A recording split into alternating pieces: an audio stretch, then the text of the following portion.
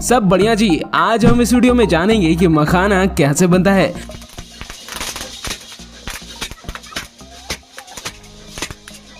मखाना बनने के हर प्रोसेस को आज हम दिखाएंगे, बल्कि आज हम इसकी खेती से लेकर इन पर किए जाने वाले हर प्रोसेस को दिखाने वाले हैं। तो चलिए फटाफट इस वीडियो की शुरुआत करते हैं। अगर आप सोच रहे हैं कि ये मखाने जमीन पर फरते हैं तो आप बिल्कुल गलत हैं, बल्कि मखाने की खेती तालाब में की जाती है। मखाने की बुआई से पहले अक्टूबर नवंबर के महीने में तालाब से जलकुंभियों और खरपतवार को निकाल कर साफ किया जाता है और फिर दिसंबर से जनवरी महीने तक कुछ इस तरह तालाब में मखाने की बीज की बुआई की जाती है।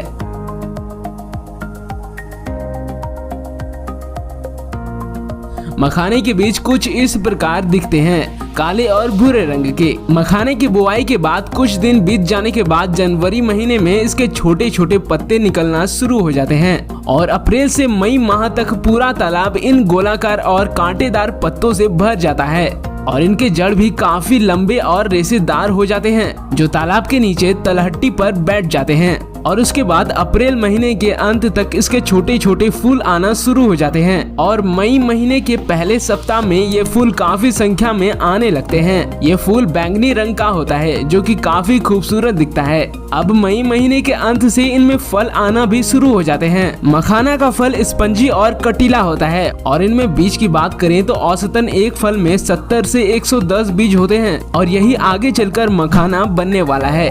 जुलाई महीने तक मखाना का फल तैयार हो चुका होता है, इसीलिए ये पानी के अंदर में ही फटने लगता है, जिस कारण इसका बीज पानी पर तैरने लगता है और इस बीजों के चारों तरफ एक गुलाबी रंग का कवर होता है। और जब एक दिन के बाद गुलाबी रंग का कवर गल जाने के बाद सफेद हो जाता है, तब इनके बीज तालाब के अंदर तलहटी में बैठ जाता है और अगस्त सितंबर माह में मखाने का पत्ता गलना शुरू हो जाता है, जिसके बाद तालाब से उन पत्तों की सफाई कर ली जाती है और मखाने का जो बीज पानी के अंदर बैठ गया था, अब उन सभी को बाहर निकाला जाएगा, जिसके लिए ये किसान लकड़ी से बने इस टोकरी नुमा छल्ली का प्रयोग करते हैं, जिसे वहाँ की भाषा में गांज कहा जाता है। उसी की मदद से कुछ इस तरह पानी के अंदर से मखाने के बीजों को निकालते हैं। इस काम को करने में किसान भाइयों को काफी मेहनत लगता है।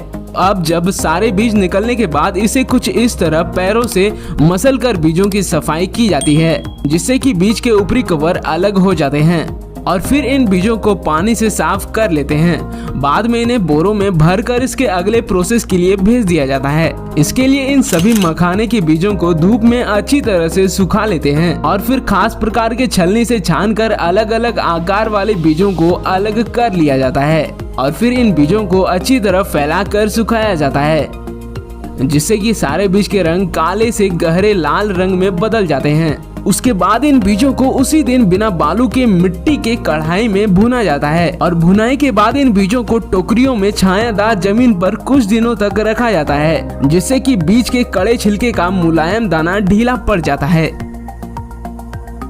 इसके बाद थोड़ा थोड़ा करके इन बीजों को कढ़ाई में भुना जाता है। आपको बता दें कि बीज को भुनने के लिए 4 मिट्टी और एक लोहे की कढ़ाई की जरूरत पड़ती है। भूनते समय लोहे की कढ़ाई से बीज द्वारा फट फट की आवाज आने पर इन बीजों को निकाल कर लकड़ी के पीठे पर रखकर लकड़ी से बने थापी से मार कर फोड़ा जाता है, जिससे कि छिलका टूट कर अलग हो जाता है और काफी गर्म होने के कारण बीज लावा के रूप में फूट कर बाहर छिटक जाते हैं। अब फूटे हुए मखाने की पॉलिशिंग और इससे अच्छी तरह छिलका अलग करने के लिए उन मखानों के लावों को इस मशीन में डाला जाता है, जिससे निकलने के बाद एकदम दूधिया सफेद मखाना बनकर तैयार हो जाता है और फिर इन सभी मखानों को पैकेट में भरकर पैक कर देते हैं। तो भैया जी कुछ ऐसे ही बन जाता है मखाना। वीडियो में मजा आया तो इस वीडियो को एक लाइक जरूर कर दें और ऐसे ही नॉलेज से भरपूर वीडियोस देखते रहने के लिए हमारे इस चैनल को लाल बटन दबाकर सब्सक्राइब भी जरूर कर लें और अगली वीडियो किस टॉपिक पर चाहिए हमें कमेंट में जरूर बताइएगा। वैसे भैया जी यहाँ तक वीडियो देखने के लिए दिल से धन्यवाद। अब आपकी स्क्रीन पर 2 वीडियो और दिख रही होगी, दोनों वीडियो काफी अच्छी है, आप इस पर क्लिक करके देख सकते हैं।